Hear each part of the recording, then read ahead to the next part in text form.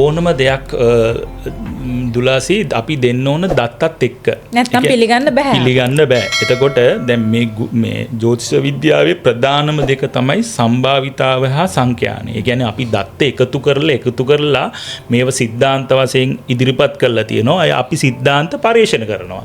මේක වරදිනවද හරියනවද කියලා. එතකොට මමත් අවුරුදු 17ක් තිස්සේ දැන් මේ ශාස්ත්‍රය ගැන පරීක්ෂණ කරන කෙනෙක්. එතකොට මම මිනිස් ස්වභාවයන් ගැන, ලෝක භූදේශපාලනය ගැන, ලෝකේ විපත්තත්ව ගැන පවා මම පරීක්ෂණ කරනවා. එතකොට මේ ගුරු කටක රාශි ගත වීම මම කිව්වේ ආධ්‍යාත්මික කියලා. දැන් මම ඔබට කිව්වේ ඒකයි.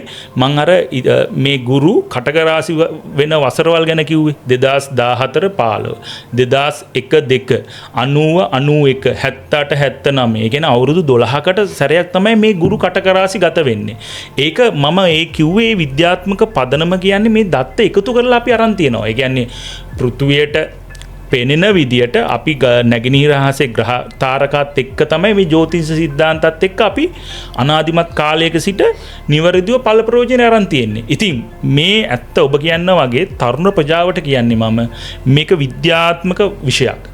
ඔබ එන්න මෙහි ඉගෙන ගන්න ඔබට ඔබේ ශක්තිය අඳුර ගන්න පුළුවන්. ඒ හරහා මොකද ඕනම දෙයක් මතු පිටින් අපිට බොරුයි කියන්න පුළුවන්. ඕනම දෙයක ගැඹුරට යන්න තමයි එහි විද්‍යාව කියන්නේ වෙනස් වීමනේ. එතකොට මේ ශාස්ත්‍රෙත් පරීක්ෂණ, නිරීක්ෂණ, නිගමන ඔස්සේ දුලාසි ඉදිරියට යන්න ඕන. ඉතින් මම කියන්නේ මේ ශාස්ත්‍රයේ විපුල ප්‍රයෝජන ගත්තොතින් තමන්ගේ සහජ දක්ෂතා, හැකියාවන් අඳුරගෙන තමන්ගේ දුර්වලතා මගහැරගෙන ජීවිතය ආලෝකමත් කරගන්න පුළුවන්.